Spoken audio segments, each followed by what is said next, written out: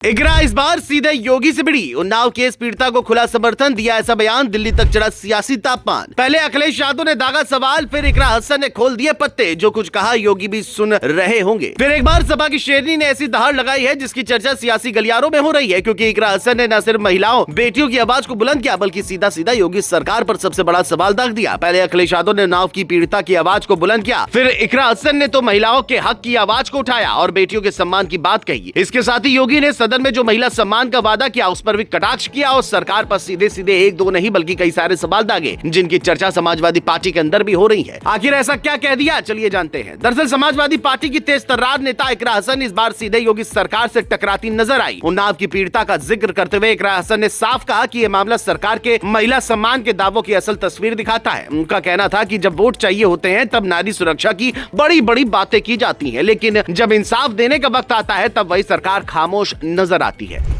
उन्होंने कहा कि उन्नाव की पीड़िता ने पहले भी खुद को नुकसान पहुंचाने की कोशिश की थी और अब फिर आरोपी को छोड़ देना बेहद शर्मनाक है। इकरा हसन ने कहा कि ये पहली बार नहीं है जब पीड़िता को न्याय के लिए खुद लड़ना पड़ा हो। इकरा हसन ने मुख्यमंत्री योगी आदित्यनाथ से सीधे सवाल किया कि क्या इसी तरह बेटियों को सम्मान मिलेगा। उनका कहना था कि नारी सम्मान सिर्फ भाषणों तक सीमित रह गया है और जमीन पर हकीकत बिल्कुल उलट है। इसके साथ ही इकरा हसन ने बांग्लादेश में अल्पसंख्यक हिंदुओं पर हो रही हिंसा का मुद्दा भी जोरदार तरीके से उठाया। इकरा ने कहा कि किसी भी देश में अल्पसंख्यकों के साथ हिंसा बेहद दुर्भाग्यपूर्ण है, चाहे वह भारत हो या बांग्लादेश। पड़ोसी देश होने के नाते भारत सरकार की जिम्मेदारी बनती है कि वह वहां की सरकार से बात करे और हिंदू अल्पसंख्यकों की सुरक्षा के लिए आवाज उठाए। उन्होंने साफ कहा कि लगातार लोग मांग कर रहे हैं कि लेकिन सरकार हाथ पर हाथ धरे बैठी है, जो बेहद चिंताजनक है। इसके आगे ही इकरा ने यह भी साफ किया कि समाजवादी पार्टी ने कभी इस मुद्दे पर चुप्पी नहीं साधी। उन्होंने याद दिलाया कि पिछले दिसंबर में लोकसभा सत्र के दौरान भी उन्होंने खुद बांग्लादेश में हो रही बवाल के खिलाफ आवाज उठाई थी। उन्होंने कहा कि कहीं भी नाइंसाफी होगी तो वह पूरे समाज के लिए घातक होती है। खासकर साउथ एशिया जैसे इलाके में अगर अल्पसंख्यकों की सुरक्षा नहीं होगी तो पूरे क्षेत्र की शांति और खूबसूरती पर असर पड़ेगा। मुख्यमंत्री द्वारा समाजवादी पार्टी पर महिलाओं के सम्मान को लेकर लगाए गए आरोपों पर भी इकरा हसन ने पलटवार किया। उन्होंने कहा कि ये आरोप बेबुनियाद है। जिन महिलाओं का जिक्र किया जा रहा है, जब वे समाजवादी पार्टी के पास आई तो उन्हें सुरक्षा और सहयोग दिया गया। इकरा हसन ने दावा किया कि समाजवादी पार्टी महिलाओं को आगे बढ़ाने का काम करती है और उन्हें नेतृत्व में मौका देती है, जबकि मौजूदा सरकार सिर्फ दावे करती है। उन्नाव केस में जो हुआ है वही सरकार के असली चेहरे को सामने लाता है। इसके साथ ही 2027 के चुनाव को लेकर हुंकार भरी